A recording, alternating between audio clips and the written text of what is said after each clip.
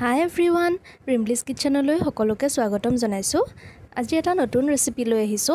হেতু হৈছে জিকাৰ লগত মাছৰ জোল। খাইনে বাৰু আপোনালোকে? গৰম দিনত এই তৰকাৰীখন খাই ইমান যে ভাল লাগে নহয়নে? আহকচোন মই কিদৰে বনালো চাও। প্ৰথমতে সৰু সৰুকৈ কাটি থোৱা এটা আলু নিমখ আৰু হালধি দি তেলত ফ্ৰাই কৰি লম। এই তৰকাৰীখনত একো মছলা ব্যৱহাৰ নকৰো মই আৰু তেলো বহুত কমকৈহে ব্যৱহাৰ কৰিম।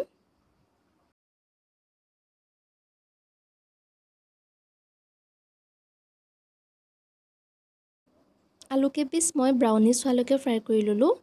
এতিয়া মাছত নিমখ আৰু হালধি সানি ফ্ৰাই কৰি লম ভালকৈ।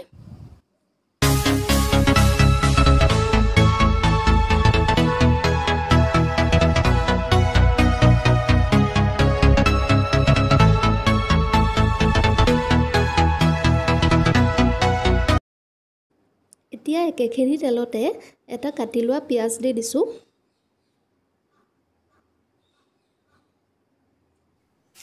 হালধি দিছো আৰু এটা কেঁচা জলকীয়া সৰু সৰুকৈ কাটি দি দিছো।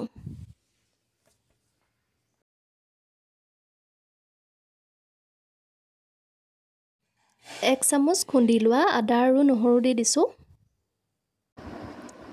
কেঁচা গোন্ধটো যোৱালৈকে অলপ সময় ভাজি লৈছো। এতিয়া কাটি ৰখা জিকাখিনি ইয়াত দি দিম।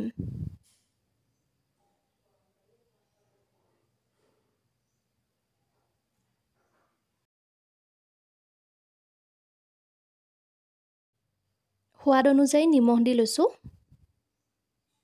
আৰু 2 মিনিট মান এনেদৰে ভাজি ঢাকন লগাই দিম। এয়া দেখিছে জিকাৰ পৰা পানী ওলাই আহিলে।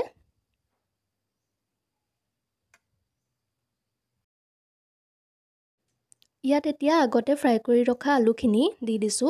আলুখিনি এইদৰে আগতে ফ্ৰাই কৰি ললে তৰকাৰীখনত ভাঙি নাযায়। এইদৰে অলপ সময় ভাজি মই 1 কাপ মান পানী যোগ কৰি দিছো। এইদৰে ভালকে উতলিবলৈ দিব লাগে তৰকাৰীখন আৰু ইয়াত এতিয়া ফ্ৰাই কৰি ৰখা মাছখিনি দি দিছো।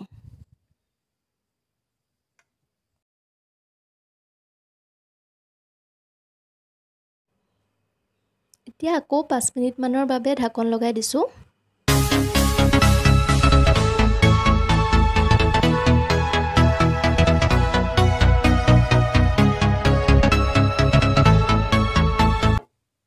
শেষত 4 চামুচ মান নেমু ৰস দি দিছো।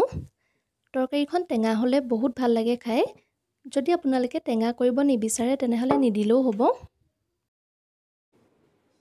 জিকা আৰু মাছৰ টেঙা জোল ৰেডি হৈ গ'ল।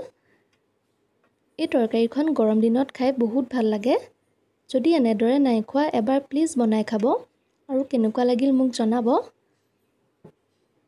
গতিকে আজিলৈ আকৌ আহিম এটা নতুন ৰেচিপিৰ সৈতে। যদি ভিডিঅ'টো ভাল লাগিলে লাইক কৰিব, শ্বেয়াৰ কৰিব আৰু মোৰ চেনেলটো ছাবস্ক্ৰাইব কৰি দিব।